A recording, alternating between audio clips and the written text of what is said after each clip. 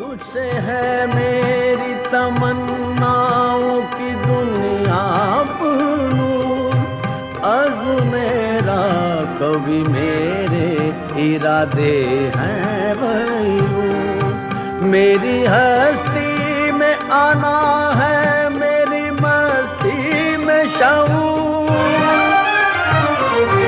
جہاں فضا میرا تو خیل ہے تو شیریں ہے سخن۔ بسم اللہ الرحمن الرحیم۔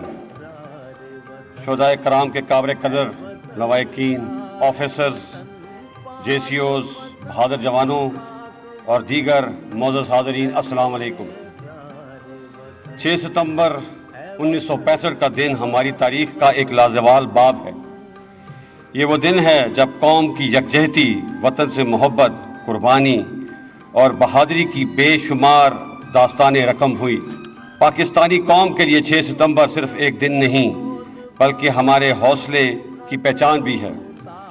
یہ دن 1948، 1965، 1971 کارگل کی جنگ اور دہشت گردی کے خلاف جنگ میں شہید ہونے والے شہیدوں کی یاد میں منایا جاتا ہے۔ یہ دن ہمیں یاد دلاتا ہے کہ ہم نے کل بھی اپنے سے کئی گنا بڑے دشمن کو شکست دی تھی اور آج بھی دشمن کے ناپاک عزائم کو شکست دینے کے لیے ہمہ وقت تیار ہیں۔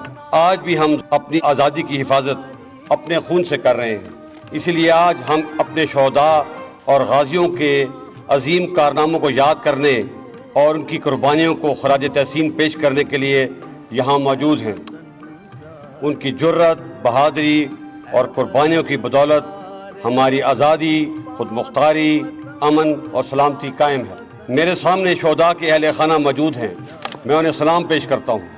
میں انہیں یقین دلاتا ہوں کہ ہم ان کے پیاروں کی قربانی کو کبھی نہیں بھولیں گے۔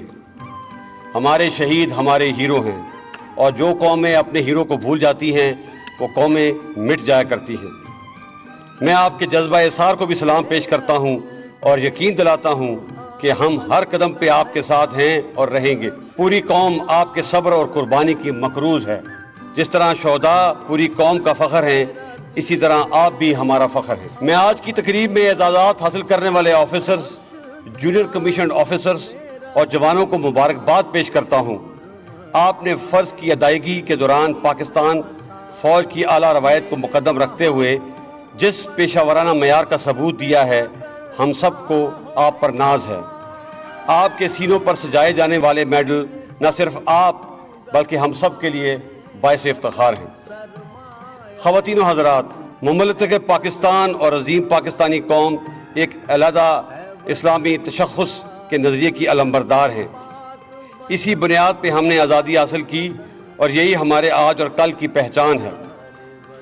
ہمارے دشمن اس شناخت کو مٹانے کے لیے لگاتار سازوں کا جال بنتے آئے ہیں، لیکن الحمدللہ افواج پاکستان اور قوم نے جذبہ ایمانی سے سرشار ہو کر ان کی ہر چال کو ناکام بنایا ہے۔ وطن کی آزادی اور سلامتی ہمارا نصب العین ہے۔ اس مشعل کو ہمارے اساف نے اپنے خون سے جلائے رکھا ہے اور ہم بھی اسے روشن رکھنے کے لیے پرعزم ہیں۔ میرے بہادر سپاہیوں، پاک فوج جیسی دلیر اور بہادر سپاہ کی کمان کرنا میرے لیے بہت بڑا اعزاز ہے۔ ہمارا ہر افسر اور جوان اپنی پیشہ ورانہ صلاحیتوں، اعلیٰ نظم و ضبط اور اصرار کی بدولت ایک ایسی فوج کی نمائندگی کرتا ہے جس کی صلاحیتوں کو دنیا نے بھی تسلیم کیا ہے۔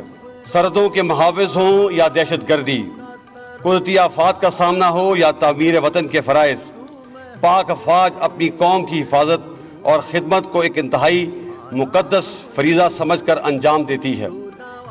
پاکستانی قوم سے محبت ہمارے ایمان کا حصہ ہے۔ کوئی دشمن ہماری اس محبت کو شکست نہیں دے سکتا۔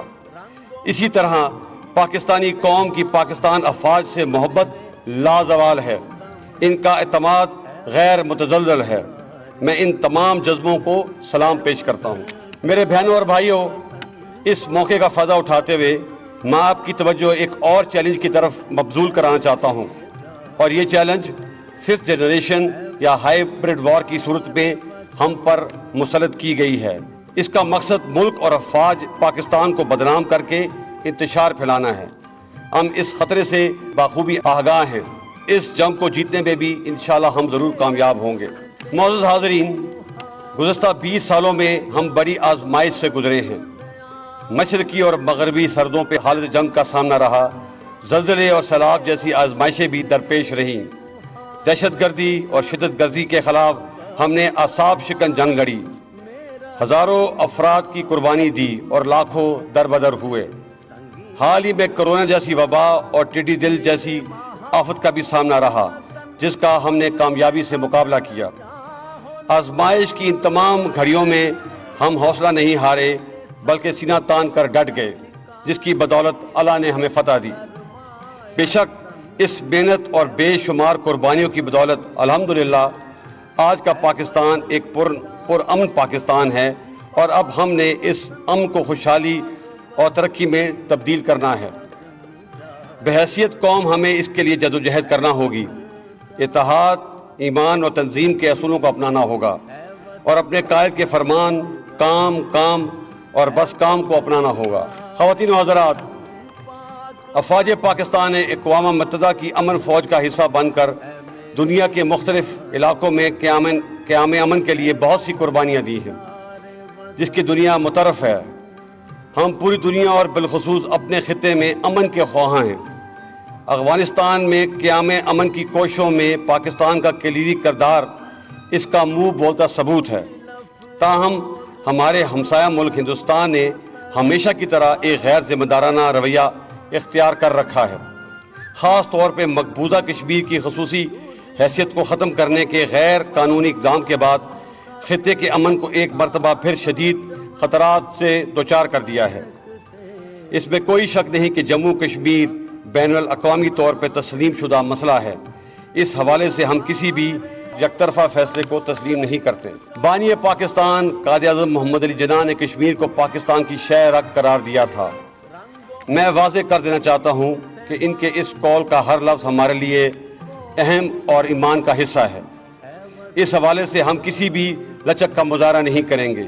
ہمیں نہ تو نئے حاصل شدہ اسلحے کے انبار سے مرغوب کیا جا سکتا ہے، اور نہ ہی ہم پہ کوئی دھمکی اثر انداز ہو سکتی ہے۔ افواج پاکستان پوری قوت سے لیس، چوکنا اور باخبر ہیں، اور انشاءاللہ دشمن کی کسی بھی حرکت کا فوری اور پوری قوت سے جواب دینے کے لیے تیار ہیں۔ وقت ہمیں کئی بار آزما چکا ہے، ہم ہر بار سرخرو ہوئے ہیں۔ پاکستان ایک زندہ حقیقت ہے۔ ہمارا خون، ہمارا جذبہ، ہمارا عمل ہر محاذ پر اس کی گواہی دے گا۔ میں آج کے دن کی مناسبت سے اپنی قوم اور دنیا کو ایک پیغام دینا چاہتا ہوں کہ پاکستان ایک امن پسند ملک ہے، لیکن اگر ہم پر جنگ تھوپی گئی تو ہم اینٹ کا جواب پتھر سے دیں گے، جس کا مظاہرہ ہم نے بالا کوٹ کے ناکام حملے کے جواب میں دیا۔ اس لیے دشمن کو کوئی شک نہ ہو۔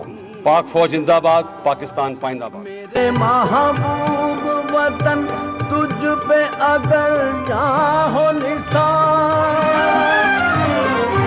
میں یہ سمجھوں گا ٹھکانے لگا سرمایہ تن اے وطن۔